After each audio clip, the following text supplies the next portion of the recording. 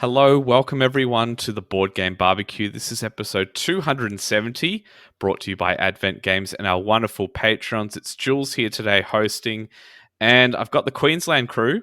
We've got Dana. How are you doing, Dana? Good, thank you, Jules. And you? I'm doing really well. And we've also got Adrian. How are you doing? I'm great, mate. I'm fantastic. I hear you're joining me for Boxing Day this year. Yeah, that is the plan. So I'm very excited to do Queensland Christmas this year. That will be excellent. I'm really looking forward to it. Yeah. I hear that the Boxing Day shenanigans are something to behold. Yeah. Well, we've decided that we're going to try and build a slip and slide under the zip line.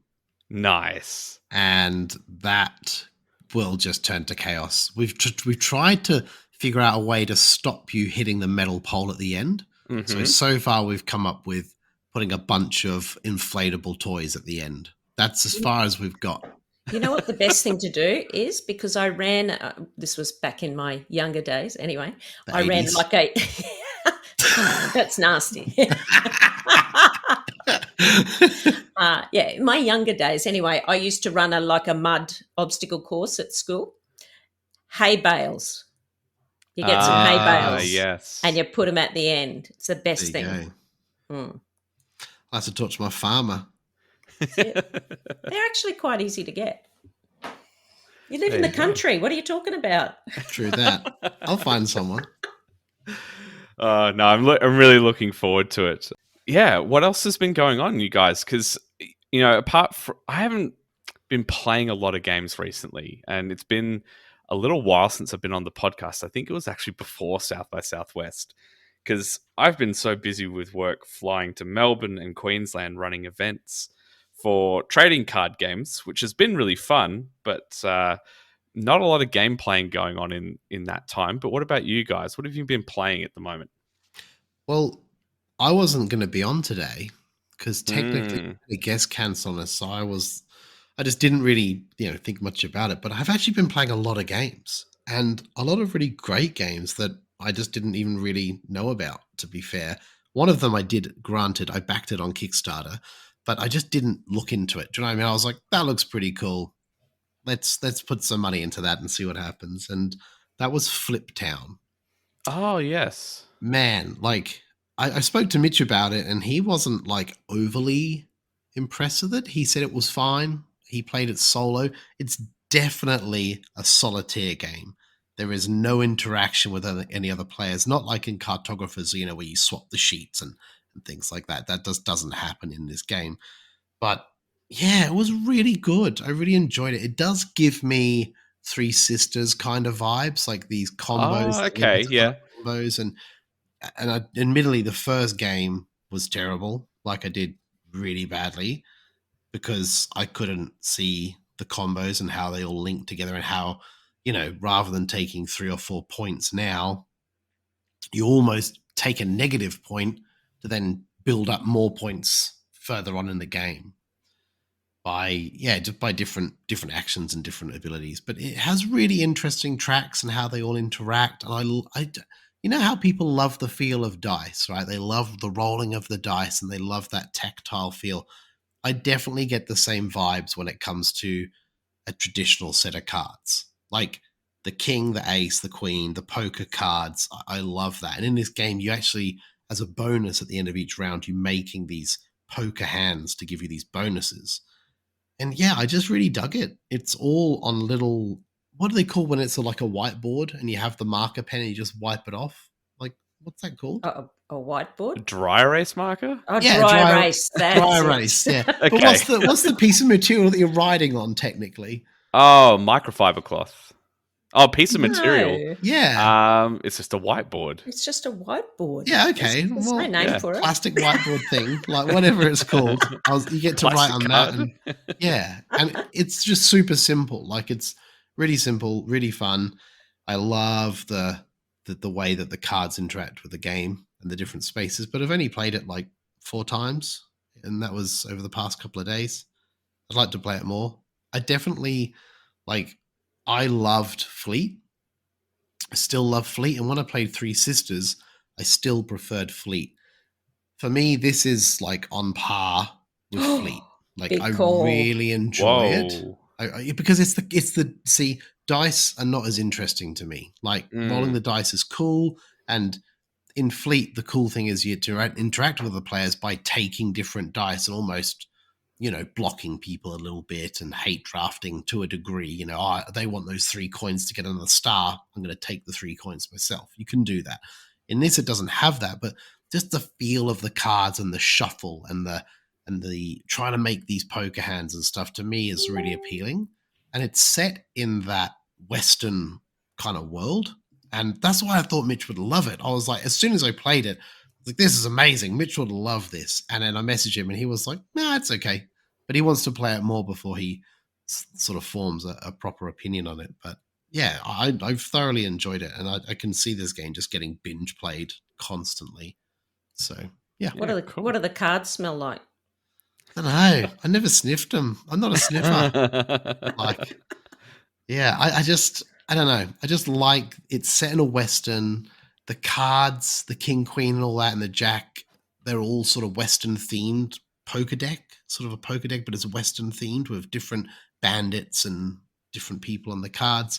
Yeah, I thought it was a great game, and I'm really glad I backed it. And I almost backed, I believe they had a print and play option, which I almost backed, which I'm very glad that I didn't, because I would have been way too lazy to print all that stuff out. Yeah. And yeah, it's a lovely little box. It's really well done. Yeah, for me, I really enjoyed it. So I must admit, for me, when I'm doing roll and writes or flip and writes, I do not like using a dry erase boards. I much prefer using a pen and pencil and things like that. I don't know. It's just it feels messy, when you're on a whiteboard. And I have a tendency, because I'm very uncoordinated, I have a tendency to lean on it and then rub part of it off and yeah. things like that. I much prefer the pen and pencil type thing.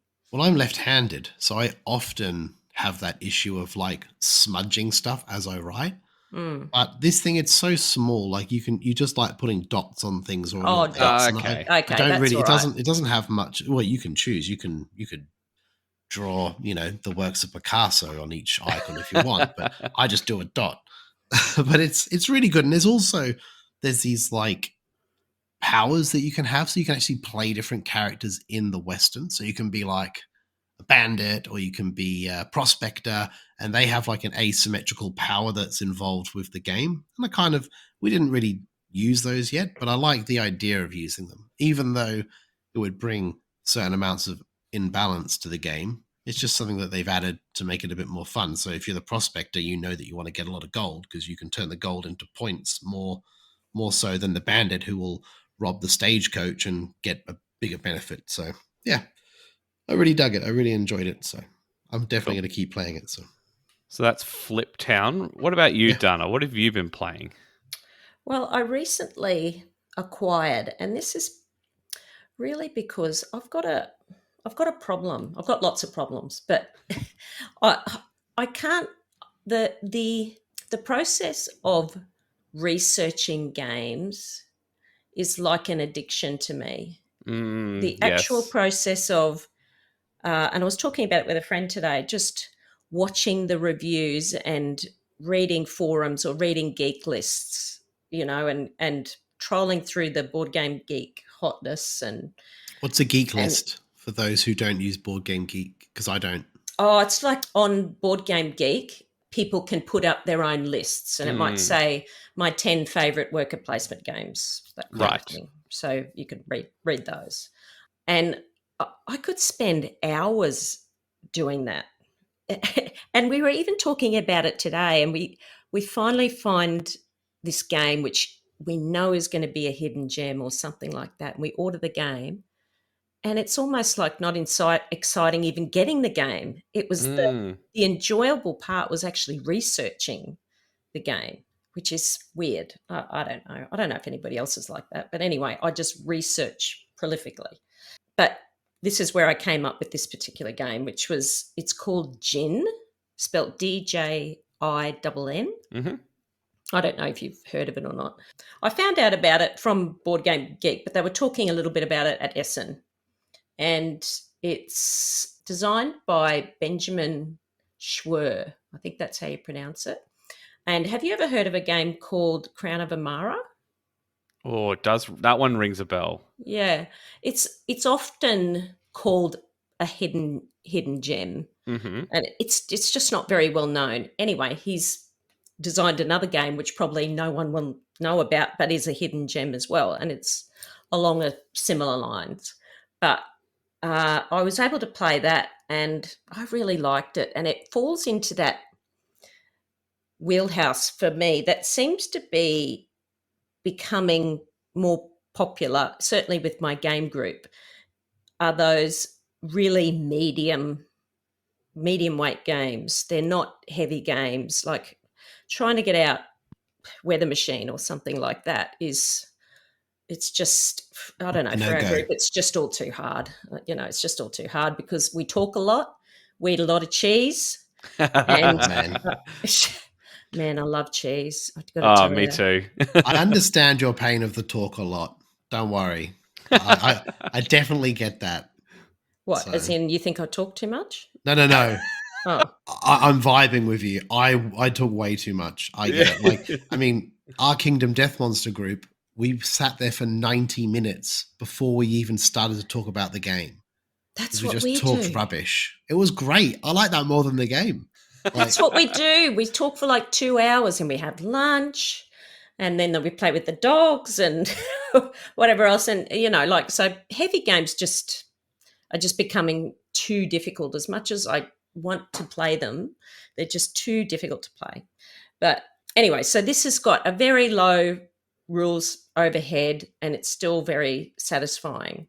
So you've got a map, like a circular map of a town with little pathways going in between little towns. Or it's like an area, like a city, and there's like little districts. And there are 6 gins on the board. And I don't know if you know what gins are. Do you know what genies? Gins are? They're like little genies, Yeah. Yeah, like little genies. So you've got these 6 boss gin or big gin, and then a bunch of other little gins around. That doesn't sound right. It almost sounds racist when I call them gins, but sorry. Is that how you pronounce it? The D is silent. D is silent, but it sounds ridiculous. But anyway, I prefer to say genie. But anyway, the game ends when you get rid of 6 of the boss gins, and you're moving your mage. You're a mage, and you're trying to protect the town from these gins. And whoever performs the best get promoted into the ranks and win the game, and save the day. And it's really great because you've got this mage meeple that moves around the town, and there's 2 different kinds of spaces. There's circular spaces and square spaces, and the square spaces are sort of fairly mediocre actions that you can do, and then there's circular spaces that are upgraded actions, and you're going to be moving in between them. But the thing is that you can't move backwards. Right. So okay. For you to get around to all these upgraded actions, it takes you a while because you're having to go sort of the long way around. Yeah. Because you're unable to move backwards. Plus, if you're on a similar space to another player, you have to pay them. So you're sort of taking the long way around a little bit. But you're going into different areas, like I'm trying to think of the different areas, like the Magical Academy and all these different whimsical or magical areas, and it's an exchange of resources to try and get enough power to overcome these gins, which will give you points. And it's really cool because you get to put them in little bottles. You get to collect little bottles. There's 4 different colored bottles with corks. They're not like 3D, but they've got little corks, and you get to put them in bottles, and collecting sets of them will give you victory points.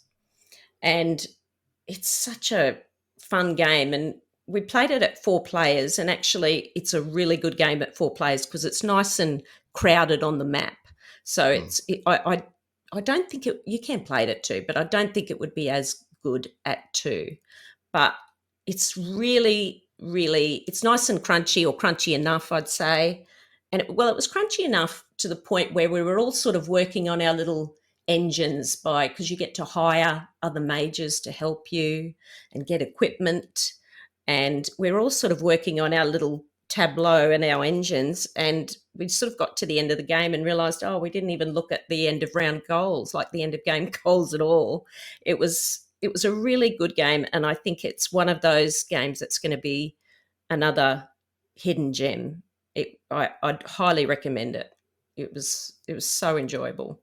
So Cool. and that's from I didn't mention the publisher, but it's from Whole Games, which I've not heard of actually. No, I don't know them. And Pegasus Spiel. So very good. Nice. Yeah, but very, very good.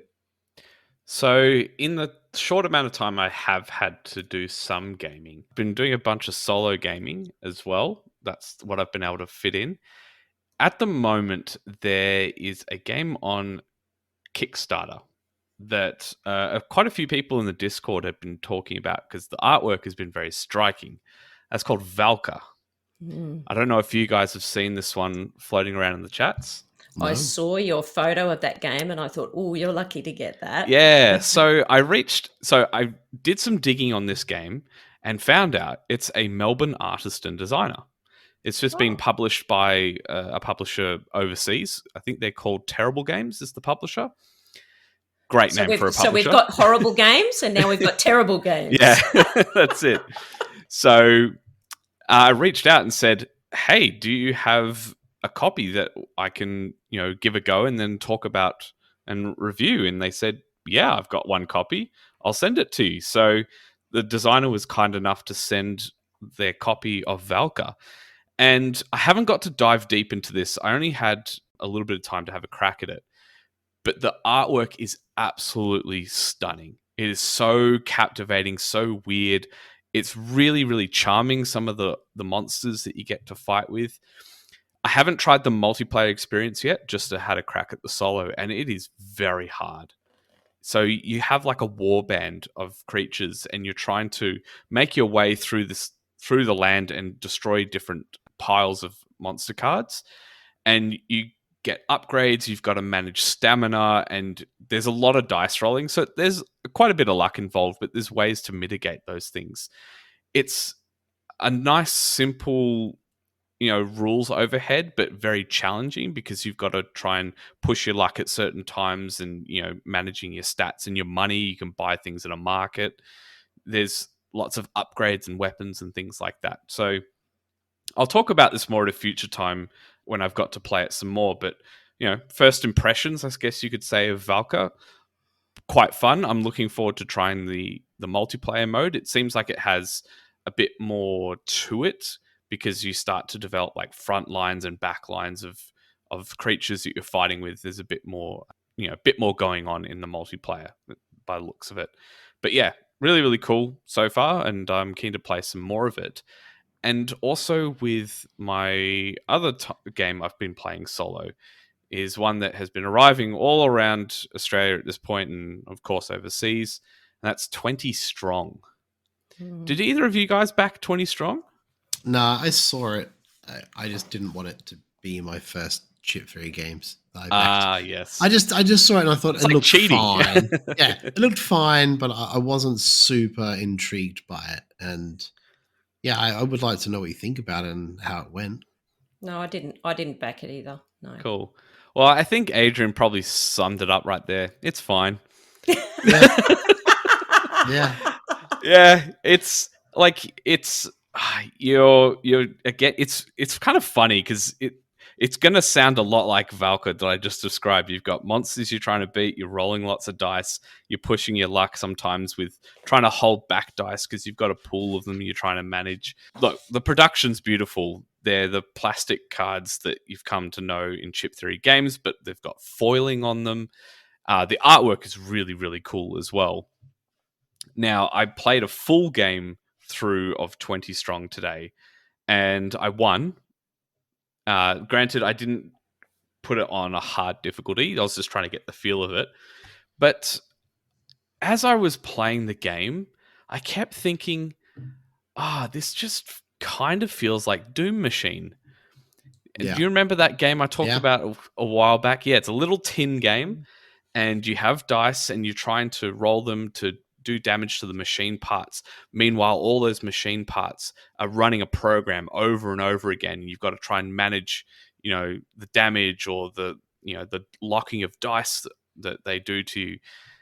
And I just thought, this scratches the same itch, but I think Doom Machine just did it better because I guess I'd have to try it on hard mode 20 strong. It just adds objectives that you're trying to achieve at the same time of just trying to get through the game and beat the monsters.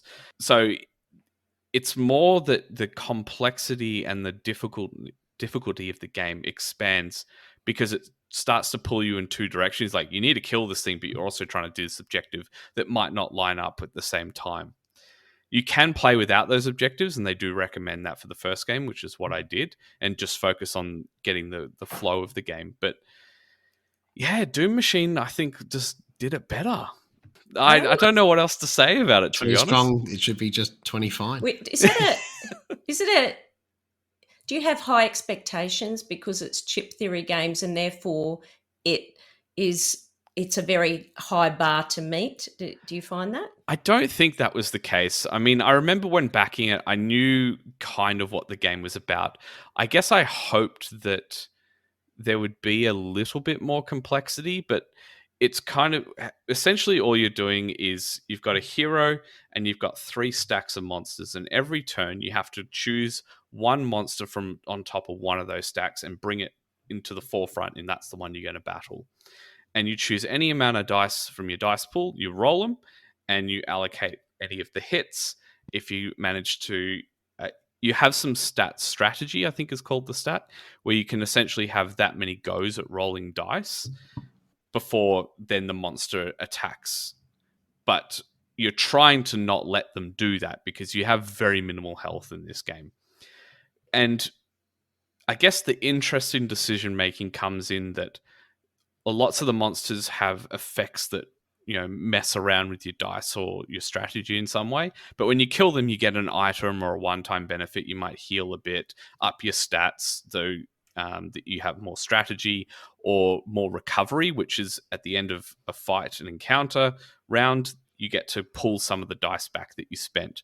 But you're trying to not spend too much because you don't get them all back. You're only getting a certain amount. So, and it's kind of that rinse and repeat over and over until one of the stacks is fully depleted, and then you get to attempt the boss if you want to, or you can do it when all the minions are gone. And there's 4 different bosses you can face in the Solar Sentinels deck. Now, obviously, they've got a Too Many Bones version and a Hoplomachus Victorum one as well. I didn't back those because I like those games, but I'm not.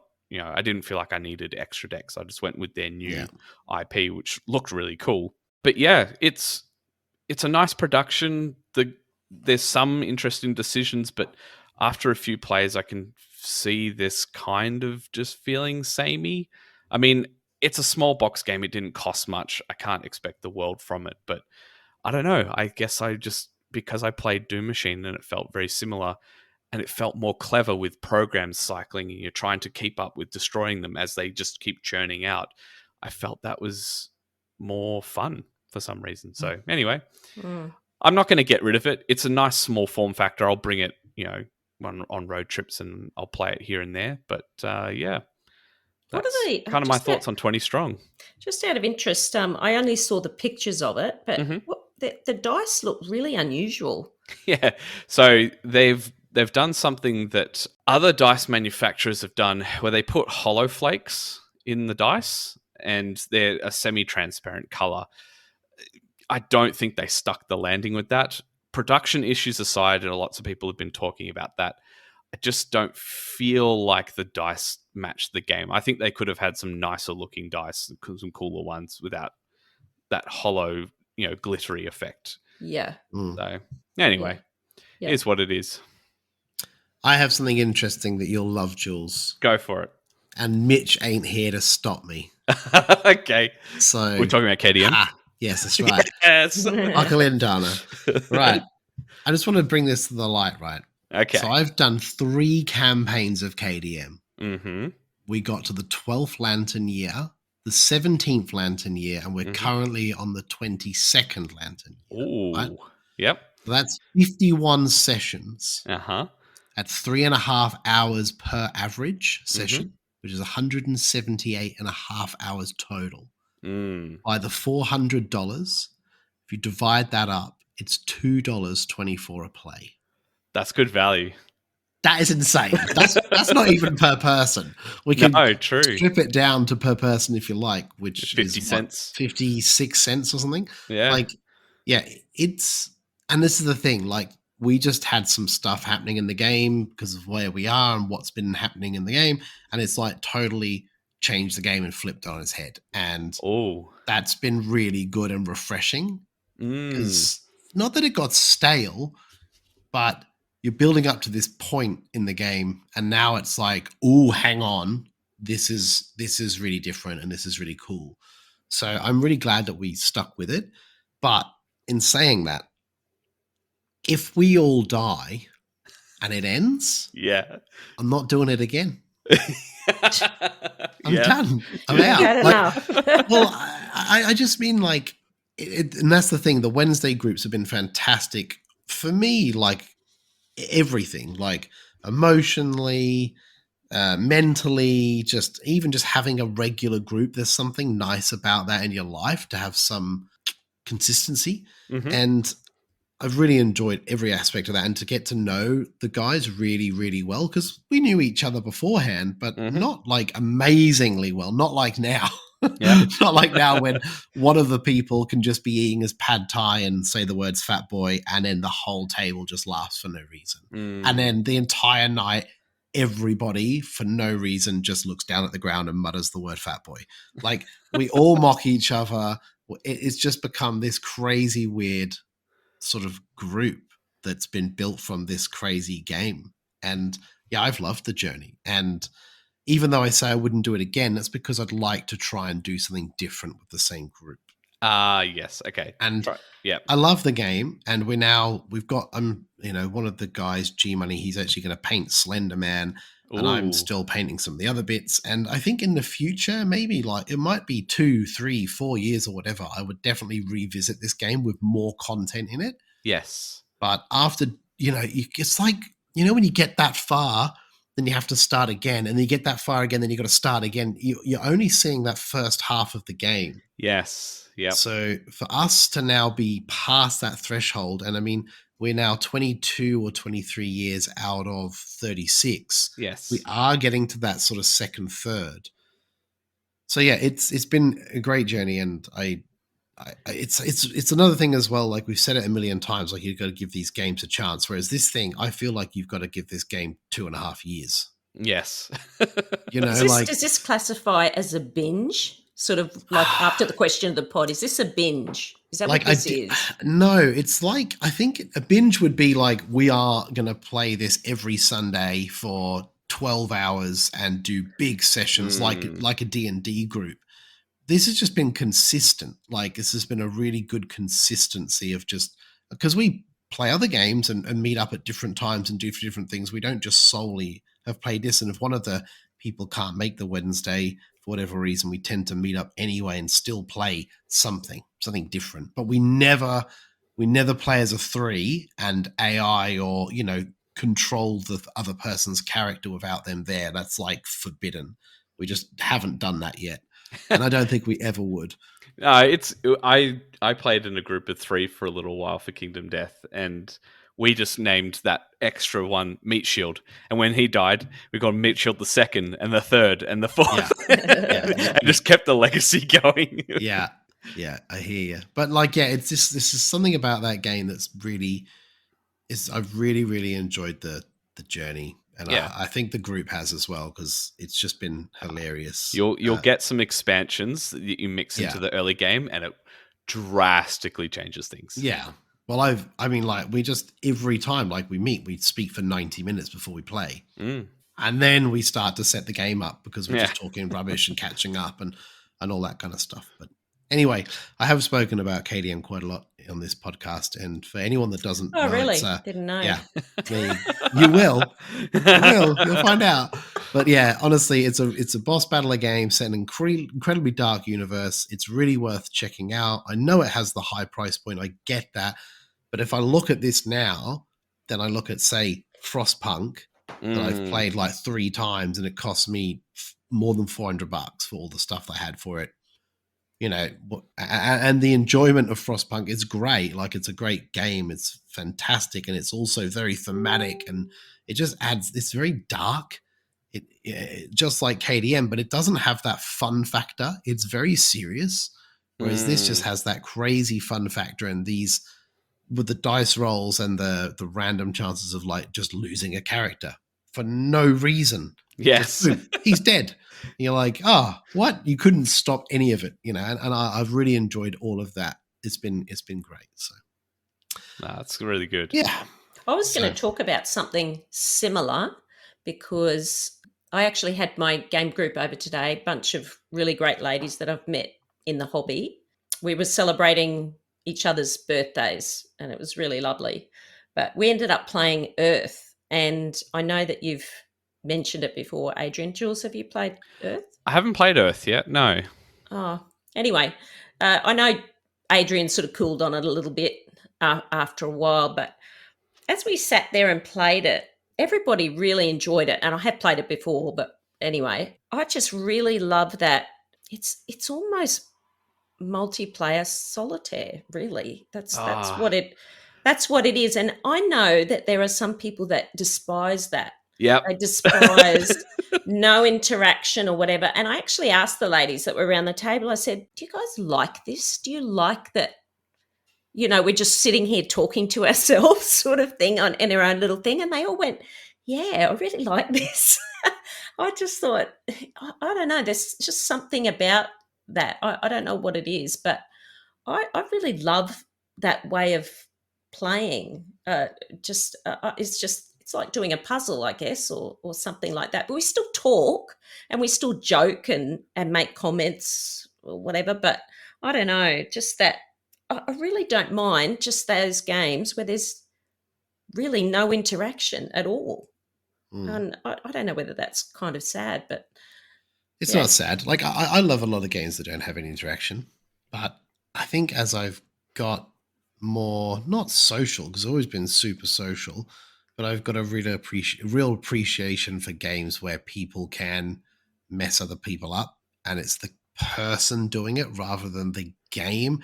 And like, I used to hate that. I used to hate that so much. I used to be infuriated, and I didn't like any of those kind of games. But I don't know, like, there's just something about them that I've got more intrigue. I think I just like people.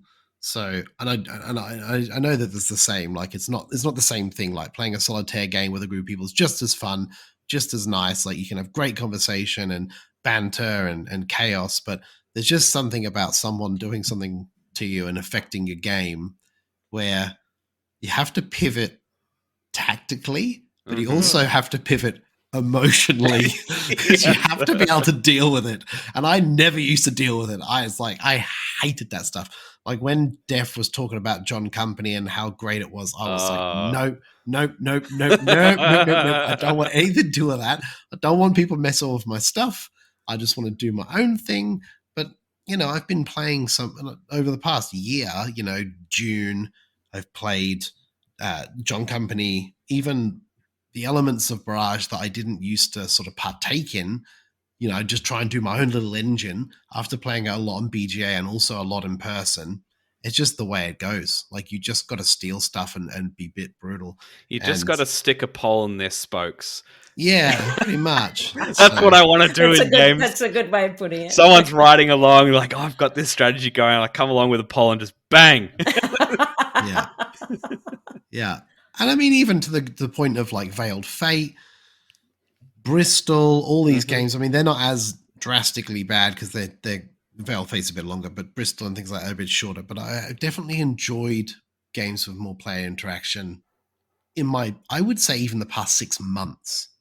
Like it's been that recent, you know. Right. If you look at my top 10, it's more Pipeline, Teo, you know, Brass has got more interaction in it, but like, you know, I just like those games where I get to do my own thing and no one's going to mess me up too much.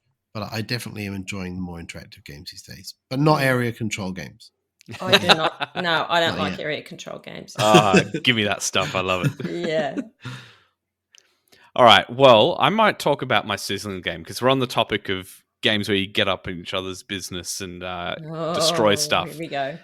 I was very impressed by this. I'd seen it being delivered, but didn't back this. I got to play it with Julian in our community. That's Last Light. I'm sure you guys have seen this floating around. Oh, this is the guy from Dice Tower. Yes, Roy Cannaday. Yep. So he's the designer of it. And when it was on crowdfunding, it was pitching itself as like a 4X game in an hour. And I was like, oh, wow, okay, that's a big thing to try and achieve. And you know what? I think he did a pretty good job.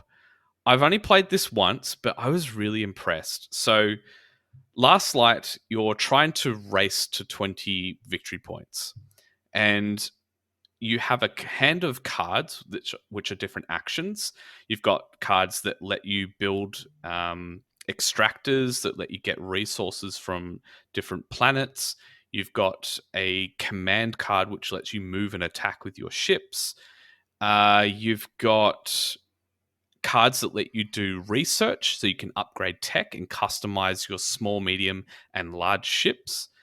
And you've also got a card that brings back all the action cards to your hand, basically. So you're going to be cycling through all of these actions. There's a couple more I didn't mention. But each card is really simple, and in a round, basically, everyone will choose a card and put it face down, reveal simultaneously, and they have a number order in which they're executed. And so you go around and you do that. And the board is really cool. It has a nice little gimmick to it, but it actually really changes up the game. Is it has the two center circles that actually rotate. So, and they rotate at different degrees as well. So they make different lineups, and when you move your ships in, it means they circle around the board without you having to move them, and you end up adjacent to other areas you would have taken a long time to get to. The combat's really simple. It's always the attacker doing damage. There's no defending. So you've just got to time your attacks tactically. And that makes things faster. Much faster, yeah. It's either hit or you miss, and small ships take 1 damage to die, medium 2, large 3. Very streamlined, very simple.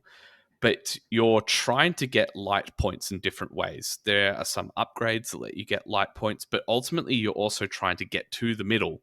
You want to have sectors controlled but not blockaded, meaning there's no enemies in that area when you go to collect light. And if you go to the very center where the star is, when everyone has played their card that brings back all the cards, that's what triggers changing of first player and the rotating of the board. And all the ships you have in the very center, each one of them will give you light. So the game's so cleverly designed to pull everyone towards the middle, because that's where you're going to get lots of points. And you got to fight each other for control of these areas. It's really, really clever. And there's definitely some strategy that I thought about after playing it that I'd like to implement next time. The rules we literally opened up the rule book and just read it, and we were able to learn the game in about 15 minutes. Really simple, played in about an hour, even just with a fresh rules teach, and I thoroughly enjoyed it. I thought it was really great. I don't think it has a super lot of longevity, because we kind of saw most of the tech cards and things like that, and there'll be different strategies you can implement. But for what it's trying to achieve, I was very impressed, and the production is beautiful. What's the main action selection thing for it? Like what? So you have a card, you'll put it face down and simultaneously reveal. That's it. Yeah. Wow. Yep. Very, very simple. Very smooth, very simple to execute. The actions are easy to understand. Yeah. What's the purpose of the rotating What it's really doing, I think, it's arguable that it doesn't need to be in the game, but what it does is if you have ships on that area, it means you're going to get to the other side of the board quicker because the ships will move with the rotations. Oh, and it just mixes up the whole board. Yeah. So you might send ships out from your base forward, and then 2 rounds later, the board's shifted, and they're no longer in front of your base; they're in front of your enemy's base, and now you can jump to a planet that they control and take that much quicker. That's very interesting. Yeah, it's quite cool. I really, really enjoyed it and would absolutely play it again. That's Last Light. Cool. Well, dude, I don't really have a proper sizzle this week, and I will go into the reasons why. Okay. I played Nucleum, and it was great, and I loved it, and it was super interesting and super like in depth with the actions and stuff. But I played one of the major rules wrong. Oh. And I've played it since solo without that rule, with that rule, corrected. Yep. Corrected. And I can see it. And we actually halfway through the game, when we realized what the rule was, we just ended a round because the game just goes, every player has the same amount of turns, right? So there's no turn or change. We ended that round, and then we just started to play with that rule being part of the core game so that we didn't program our brains to then accept the old rule because it's a mix of this sort of brass and barrage game.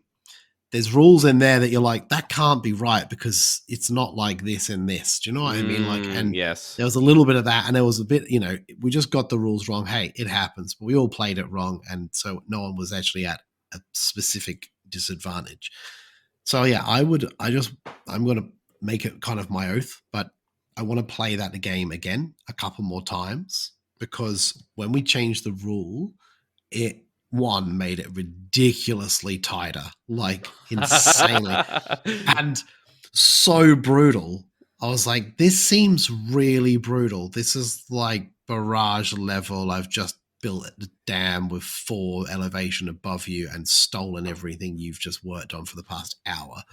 So I want to play it again and make sure I'm playing it completely properly. But yeah, I can almost guarantee this game will be getting sizzled very soon because it was that good when we changed that rule. Because when I played it before, I was like, this seems really easy. It seems pretty loose. Like you can just do this, do that. But the way the networks work and how you connect to different networks and stuff is so pivotal. Yeah, it looked brilliant. So my sizzle will come in the future when I've played it properly. But I bet you that this happens a lot. I bet you a bunch of people have played, not necessarily this game, but they've played games, and then maybe 2 or 3 plays through, they've gone, hang on, that's not what it says here in this book. Do you know what I mean? Or they've got something wrong, or they've watched a video and haven't got it through. Happens all the time. And then in the chat, someone says, we played this rule wrong. And it completely changes the game. Yeah. So it's not it's not something that happens often, but it definitely does happen. And a heavy game like this has a lot of rules. This is a lot of the way things score, the way action tiles work, the way the networks work, where you can build different things, blah, blah, blah. But yeah, I will get back to you all in the future. All right. Sounds good. Yeah, I'm looking forward to that. Because you were very hyped up for that one. Oh, yeah, big time. It's really good. Cool. Thanks for that not sizzle, Adrian. Yeah. What's your sizzle?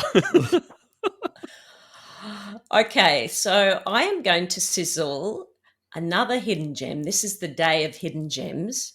I don't know if you've heard of this game, but it came once again from prolific researching. And I think I got it last year probably, but I taught this at the barbecue day one time. It was last year anyway. Nobody seems to know about this game, but it's called Icky. I know Icky. IKI. Yep. And a lot of people I've spoken to about it, and they've never heard of it. It doesn't seem to get much interest. It's just one of those games that was sort of in the hotness for a bit and then gone. And this is a really really good game. I wish that it was certainly more well known. It's published by a company called Sorry We Are French, which I absolutely love that name. It's very funny. Yeah. It's a very, very high quality production, really well done. And actually, it just came out with an expansion just recently. It's kind of hard to get, but it has come out with an expansion. But the game is set in Japan, and it's in Edo, Japan, and I must say, I don't know if you guys think about this, but I love rule books that are based on fact or based on some kind of history, and they put that in the rule book. I absolutely love that. And they do that in this particular rule book. And so it's set in a particular part of Japanese history called the Edo period. Mm-hmm. So it's between the 17th and 19th century. And the city is called Nihonbashi, it's called. I hope I pronounced that correctly. Lauren will probably correct me. But which was sort of like a market area in Tokyo. And there were little sort of houses all around it. And apparently there were 700 to 800 known professions operating in this market area. Yeah, wow. It's so interesting. And all the cards have like people with their occupations, and it was like kite maker, little things like that. One of them was a bubble blower.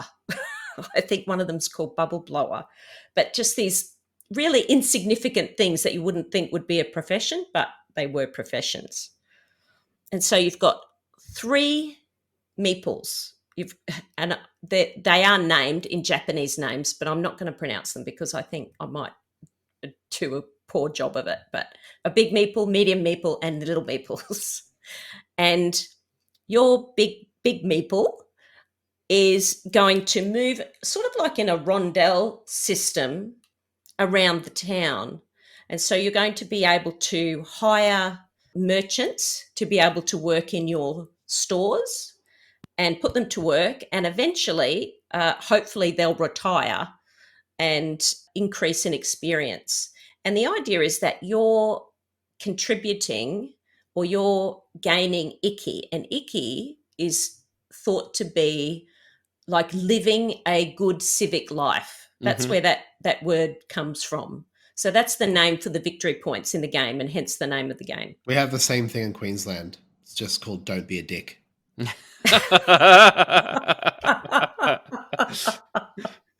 God, way to bring it down. Queenslander. Yeah, that's it. Yeah. And now where was I? So anyway, you're moving around in this rondelle system, and you're going to be interacting with these merchants. And this is where you can buy fish, because there used to be a vibrant fish market in this particular part of this city or this area in Tokyo. You can buy pipes and tobacco pouches, and there's this other really interesting part of it. You're sort of trying to increase, as in part of the game, you're trying to increase your firefighter ability. Now, this sounds really weird. It sounds like it doesn't fit in with the game at all. But and I remember I taught it to someone, and she said that this doesn't fit. And actually, she went and researched it on Google, and actually, there used to be a lot of fires, apparently, because, the shops and everything were made out of paper and things like that. And actually, it was very common that they would just get ravaged by fire. This is one of the things I know about the game, is the village can burn down. Yes, that's right, because you lost all your people that you hired. Yes. So it's got that sort of interesting thing about it, but it's got like a really nice level of interaction, because at the start of the game, you're placing your medium-sized meeple out to choose how many spaces you will be able to move around this rondelle, and the least number of spaces gets first in turn order. So it's a nice puzzle between, I really need to get here before someone else gets here because I really want to buy that fish, because a large part of the game is set collection. But at the same time, you're sort of trying to think, I need to be first in turn order, otherwise I'm not going to get that. And it's so good, and it's so smooth, and just the whole game is so set out so well. And I should explain that it's basically 13 turns in the game. You're playing a turn per month of a year, and then you have a small New Year period, almost like a Chinese. It's not Chinese, is it? But a New Year period where you get to do a special action. But so there's only 12 turns in the game, and you're trying to collect sets of people that you hire, I guess, merchants, and trying to get sets of fish and tobacco pouches, and to try and get victory points. It sounds great. It sounds really interesting. The fact that you don't really like massive interaction, but there's enough in there for it to be interesting, but not too invasive. Is that? Oh, very much so. And so you're trying to interact with other people's merchants because you own them. And you have a little meeple placed on them. When you hire them, you put a little meeple on them. But when someone else uses them, and when you hire someone, you try and hire someone that people will want to interact with. But at the same time, it benefits you when they interact with them. It's going to be better for you. They're going to get more experience and then retire, and they're going to score you points at the end of the game. Crucial question. Crucial. What's it smell like? Oh, my God. And hang on, you can't give me, you have to say it between two games. So it's better than this, but it's not as good as that. Oh, okay. Look, I would say it's not quite Stonemaier. So Stonemaier is top. And top then dog. It's in between Stonemaier and what would another one be? Maybe Tio or something like that. Oh, it's up there then. It's up there. It's very good. It's got this gorgeous print inside the box and all throughout the box. Oh my God, it is so good. Yeah. Anyway, but forget about the artwork and the fact that these meeples, these beautiful painted meeples with included top knot on the big meeple. Oh, nice. It is a really, really good game. And actually the people that I have taught it to have bought it because this is a game that husbands should buy their wives or their partners or whatever, because it's something that I think would appeal to a partner. I think it's a beautiful, beautiful game and a beautiful production. And the fact that the history is there is so interesting. I just love this game, and I highly recommend it. It's very, very good. Yeah, I've picked up the box many times when I was working at a game store because we had a few copies there, and I nearly bought it a few times because it is a beautiful game. It looks really, really nice. I have to give it a go sometime. Yeah, it's best with the four people. It's best with four. Yeah, cool. Yeah. All right, so that's Icky. Icky. Very good. All right. Well, with all of our sizzles and the games we've been playing recently done and talked about, we better move on to some news and announcements. So I'm going to go to some things that are happening very soon. We've got the Sydney Game Day that's coming up on the 9th of December from 11 a.m. to 11 p.m. Grab your tickets now. Things are selling out quite fast. This is the last one for this year in Sydney, so we're going to go out with a bang. It's going to be a lot of fun. But also, we've got the Brisbane Game Day coming up on the 30th of December, New Year's Eve, as we've been saying it. And it's a big one. It's from 10 a.m. to 2 a.m. the next morning.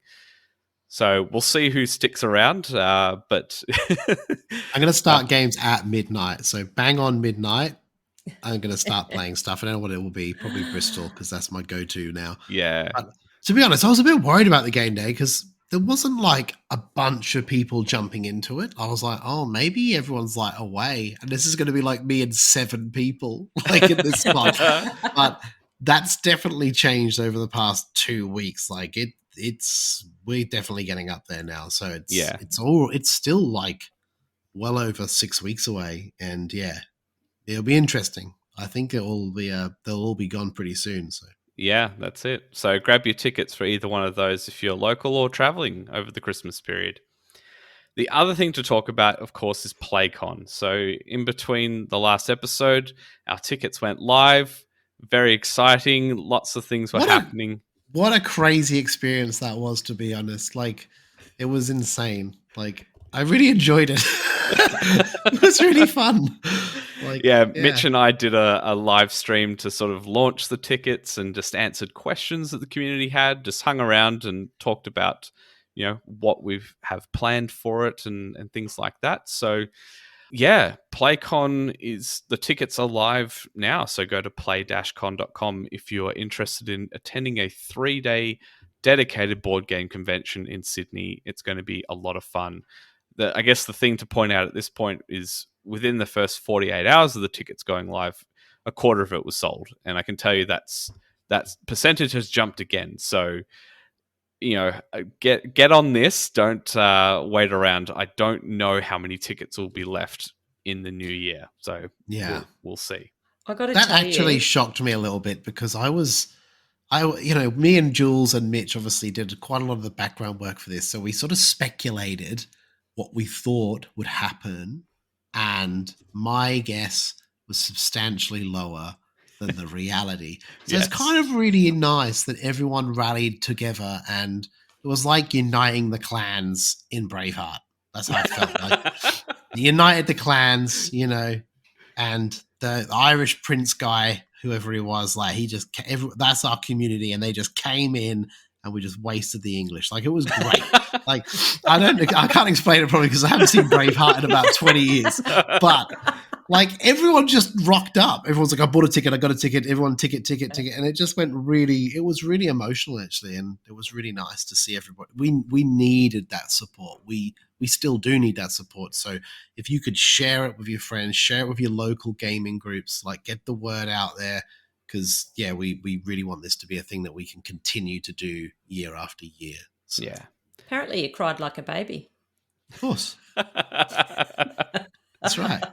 Well, the fun doesn't stop there. There'll be some exciting news next week to do with some PlayCon stuff. So keep your eyes on the website for that. Speaking of PlayCon as well, we'd like to thank a couple of the sponsors for that.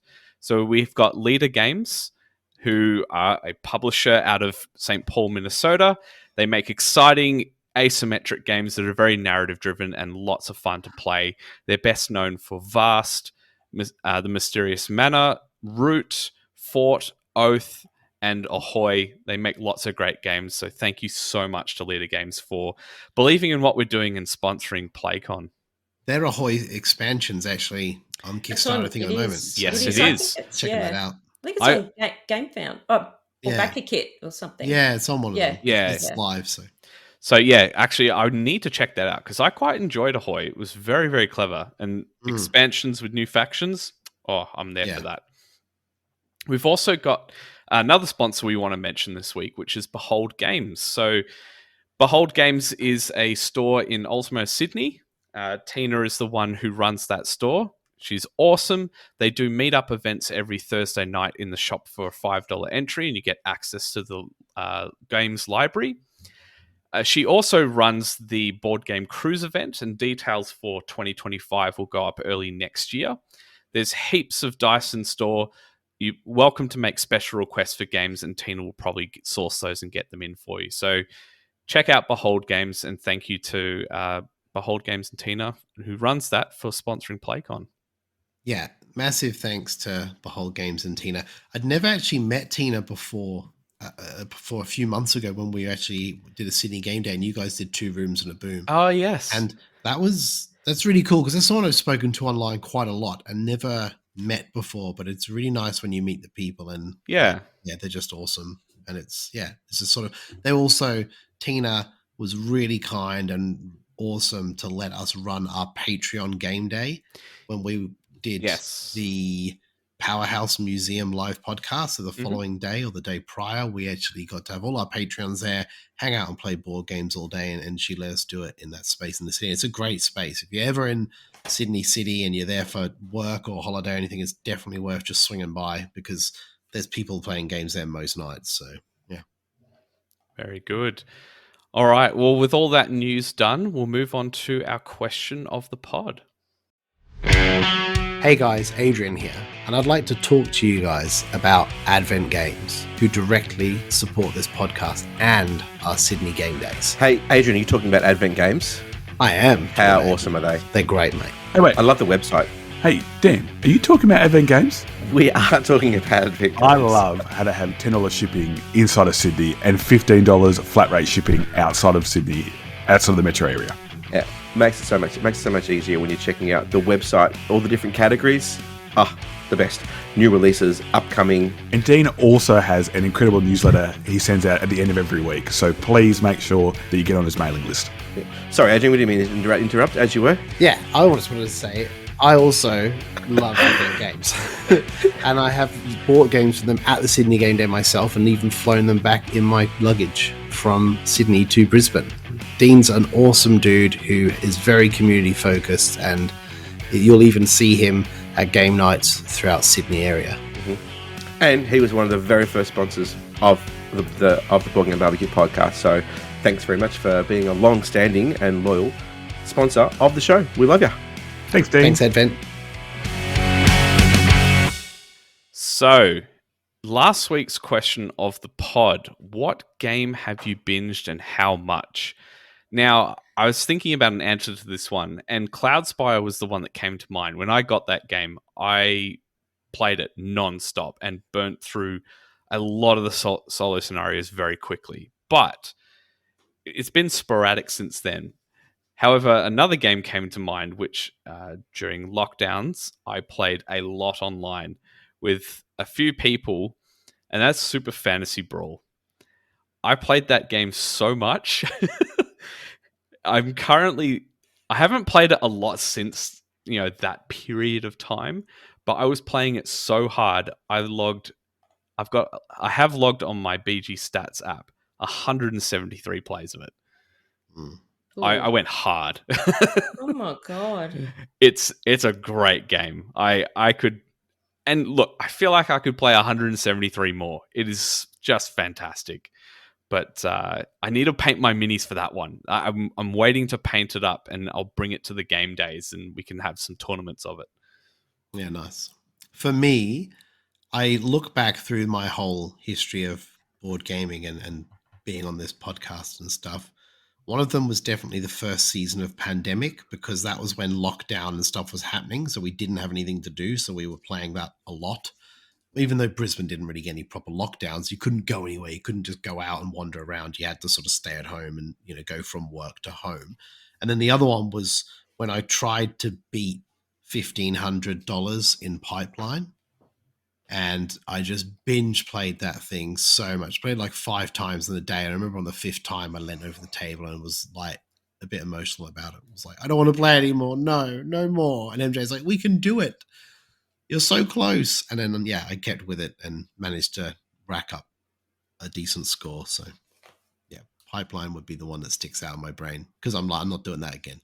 I'm not trying to beat 2,000. I'm not doing that. That's just stupid. So, well, for me, it has to be Arc Nova. I was just actually, while you were talking, I thought I'll quickly go into my BGA account and have a look. And it says 125 plays. Oh, wow. And Arc Nova? Yeah. Are you a time traveler? Like, how the hell did you do that? Oh God, I'm not doing anything at home. Clearly, anyway. Well, you are. You're playing Arc Nova. That's it. Okay. Let me rephrase. I'm not achieving anything at home, but 28 victories. Oh my God, what am I even doing? Oh my God, what am I doing? Just hitting the buttons at this point. You're not even looking. I am just not even getting the hint, am I? Wait, how many times did you say you played it? 125 plays, 28 victories. So you got a 22% strike rate for victories.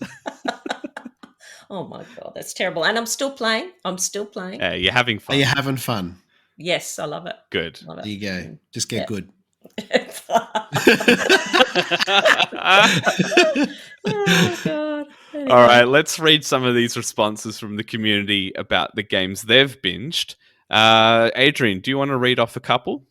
Yeah. So we had GM Radio X from Twitter say, we binged a lot of Hero Realms and Pixel Tactics Deluxe when we got them. Around 50 plays of each. I never heard of Pixel Tactics No, Deluxe. me neither. No, I have I to haven't look that heard one of it up. either. Yeah. Have to look that one up. We also had Better Half Reviews on Instagram say, I've played so much Next Station London on BGA, and for the physical games, lots and lots of Keep the Heroes Out. Ah, yes. So, yeah, that's I know that one, the Keep the Heroes Out. But Next Station London, never heard of it. So that's another game. It's a cool game, that one. Yeah, okay, cool. And then A Tale of Two Meeples from Instagram also said, we played Castles of Burgundy 6 times in the first 3 days we had it. We almost ran through the entire Machikoro Legacy campaign between Christmas and New Year's a while back. So they did that a while back. But yeah, that's a good effort as well. That's a great time of year to binge. Yeah, especially, I have to say, especially if you're in the Northern Hemisphere, because it's cold, and it's dark. Yes. No one wants to do anything. It's great. It's the best time to just binge board games at Christmas. You need a partner, though. That's what I'm missing. I need a board game buddy, a live-in one. Yeah. Maybe I should get like a student and rent out a room and say, must play board games. Yeah. Give it a go. Oh, dear. So, All right, Dana, other Facebook responses. What have we got? From Lee Hath. For me, it was Marvel Legendary. Naively, I thought I could play every combination and even use a spreadsheet to track it. Racked up 60 plus plays, but it turns out they can make new box sets quicker than I can play them. Yeah, nice. Melanie Barr. While on vacation to my hometown, my cousin and I played one deck dungeon from noon to midnight for a week and loved it. Wow. Felicity Grace. My partner and I binged Pandemic and later the various legacy versions, often two, sometimes three games in one night, multiple times a week. We will have years-long breaks in between, but Pandemic will forever be in my collection with a special place in my heart. We similarly binged Viticulture with Tuscany, playing every night for a time. Wonderful memories. Viticulture still gets a lot of play, not overplayed like Pandemic. Yeah, nice. And Mandalorian, Marvel Champions, 110 plays and counting. Perfection in a box. It's great when you find those games where you just want more. So that's a great game to play solo. So you can just, I would say that a lot of those plays are solo. If I had to guess, Mandalorian, let us know on the Facebook when we post up the episode. But I would like to know how many were solo because it's such a soloable game. Like a lot of people play that game solo. It's so good on the table as well because you have everything in front of you. And I mean, like Connor, Dan, a heap of, even Mike used to play it solo a lot. So it'll be quite interesting to see how much of that was solo play. So this week's question of the pod, we're heading towards late November here. So it's no secret Christmas around the corner. The shops are full of decorations already and all the Christmas cakes and whatnot. So we're ready to launch in with a Christmas question. So this week's question is, if you could only get one game from Santa for Christmas this year, what would it be? So this might be a little bit cheating, but... Oh, okay. Mine's really controversial, but go for it. It's already purchased and under the tree? Actually, I don't even know if I could say this because I won't be able to do it for Christmas. I want a Wave 4 pledge for all the new Kingdom Death stuff that's yet to come. But I can't get that game physically yet. I need to think of something I can get physically. No, that's okay to say that. Like, that's what you want. Like, that you want it early. Like, you want it prototype pre-printed but or whatever. It's not that's even fine. possible. How can you get a Wave 4 pledge? That's impossible. I got a Kickstarter pledge for my birthday present this year. MJ got it for me. Like Already? I think that's all right. Oh. No, like in March, like I chose to get, rather than get any presents or anything physical, she backed it for me. Like, and I'm happy with that. I mean, MJ's only MJ. This is Santa. Like, he can do anything, kids. Yeah. You know?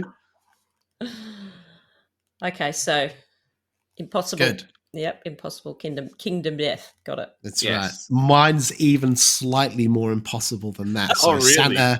Santa, you got to dig deep, man. You better be digging deep, Santa, because mine is Hell: The Last Saga. Oh, I should have thought of that. Yes.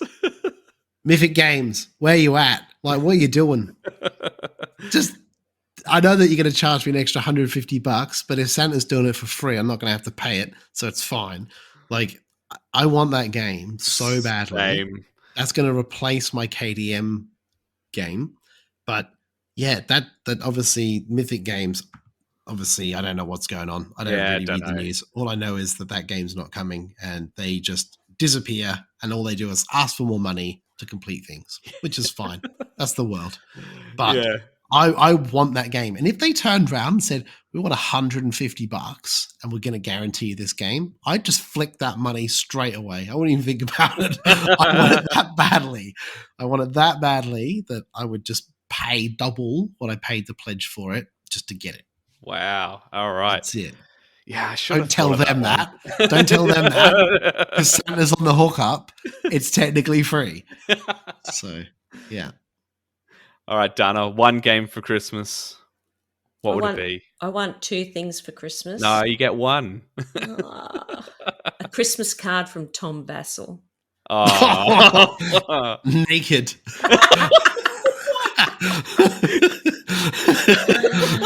Oh, God. So that would be my first wish. And secondly, I have been trying to find a copy of Come Sail Away since Lauren taught it to me at South by Southwest. Right, it's by yes. Sashi and Sashi. I cannot find it anywhere. So I would like a copy of that. Yeah, it's probably in Japan is the only place to get it. Yes, yeah. So That's difficult difficult to get. That's very difficult. Cool. All right. Well, I'm excited to hear what the community has to say. If you could only get one game from Santa for Christmas this year, what would it be? Let us know on Facebook, on Twitter, on Instagram, and in the Discord as well. I'm keen to see what people's like game they're either waiting for or that one they haven't been able to get their hands on. It's always a fun thing to read over. All right, and with that question of the pod done, we'll move on to our last segment, Swear an Oath.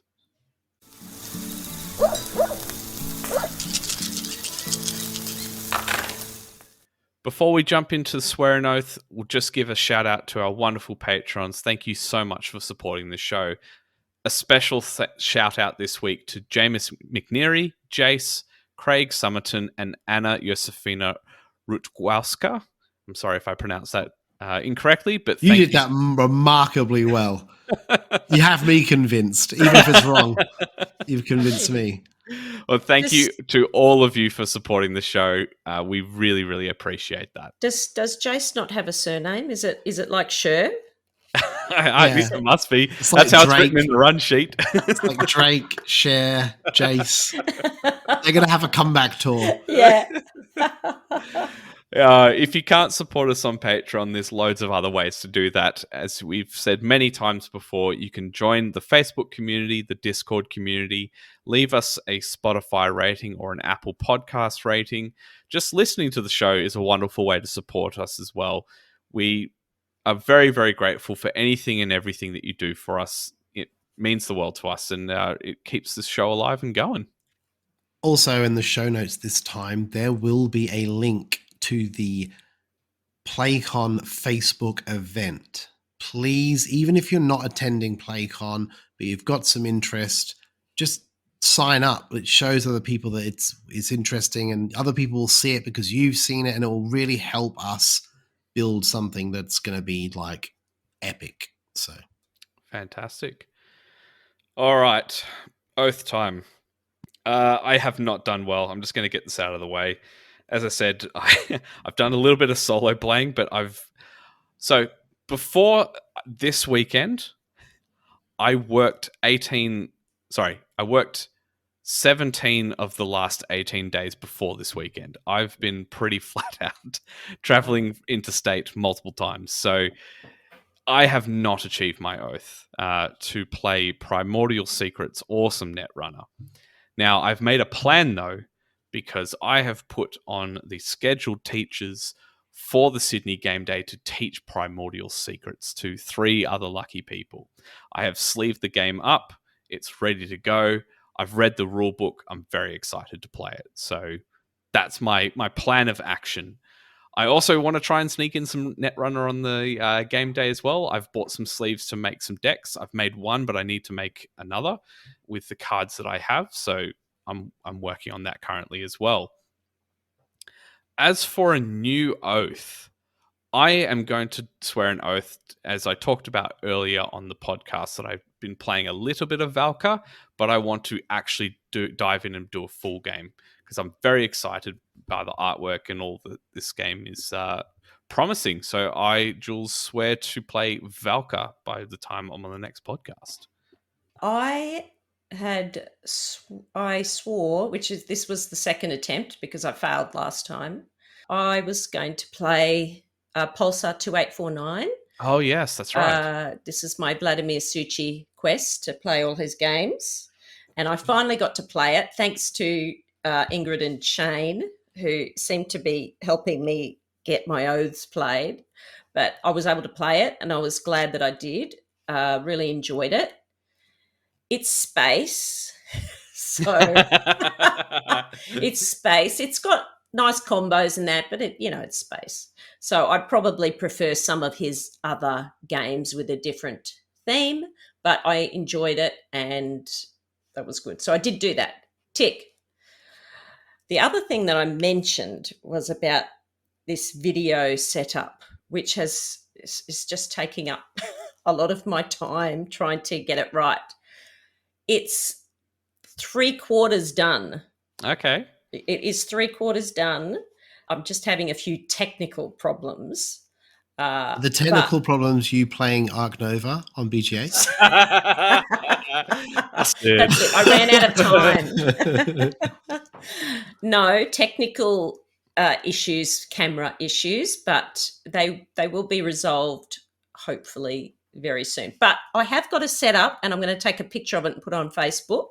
The ladies today played. What did they play? They played Waterfall Park underneath the video, underneath this big video setup today, and they thought they were being filmed, but I didn't film them. I just recorded their voices. But no. So it's basically done. So I'm hoping to have a crack at videoing a playthrough or something like that.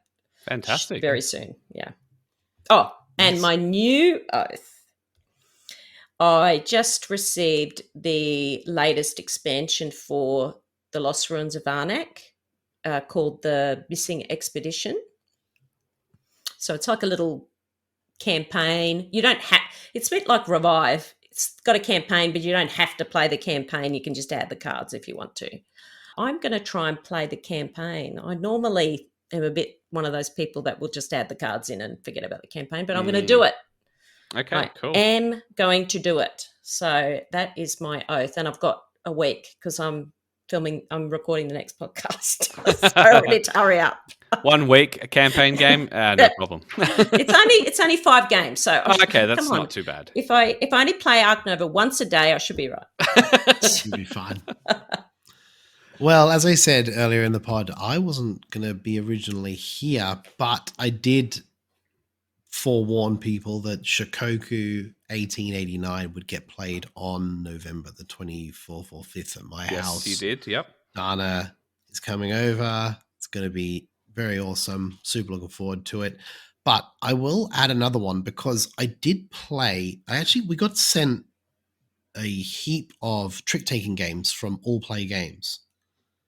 And yes, that's right. Yeah, from out of the blue. So that was quite cool. But I played Luna today.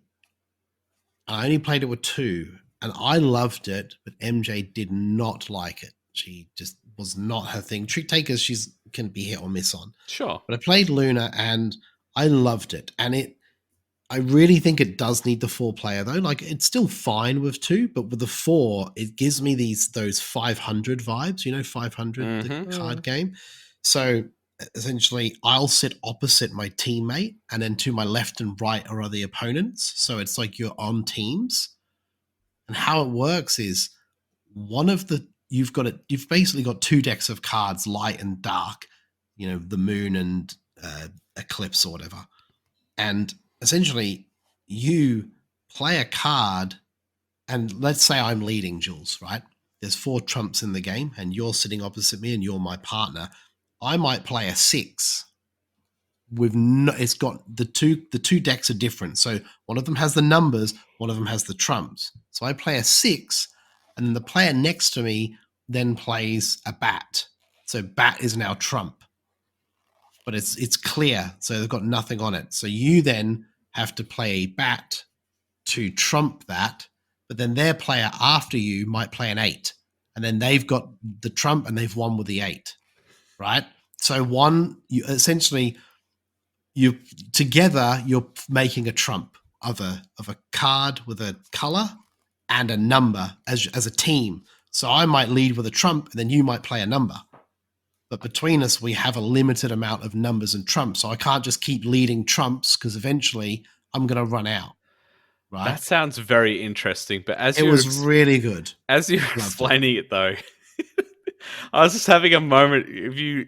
I swear you're starting to read a script from like the Auntie Donna explanation of the game. So it's like, so you need to get the trump in order to get the trump. Then does that make you win? No, you don't want the trump. Well, and that's another wrinkle in the stupid game.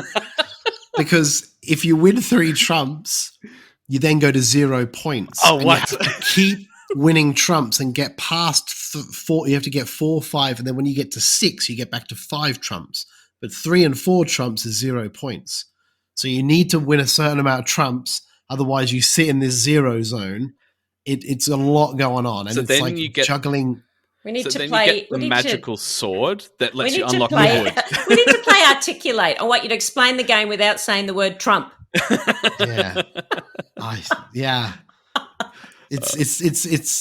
definitely interesting. Let's put it that way. And that was with 2 players. Sure, yeah. You have an open market with 2 players, and that was fine. Mm-hmm. But I think with 4 players, it will be really interesting, because there's that silent, like you playing a trump, then your teammate looking at you and going, "Why did you lead with that? Like, what are you doing?" And it's kind of that interaction with players that's, silent, which is kind of fun. Cool. It was called Luna? Luna, yeah. Okay, cool. Alrighty then. Well, that brings us to the end of the show. Thanks, Adrian, and thank you, Dana. Thank you. Thanks, bro. It was fun. Well, thanks, everyone, for listening, and we'll talk to you soon on the next episode. Bye for now. Call me Tom.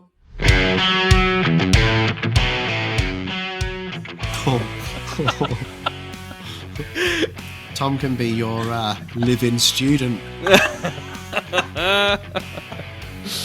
Oh, dear. Well, my husband, he's away a lot. Right, oh, my goodness. I'm going to stop recording before you say anything too incriminating.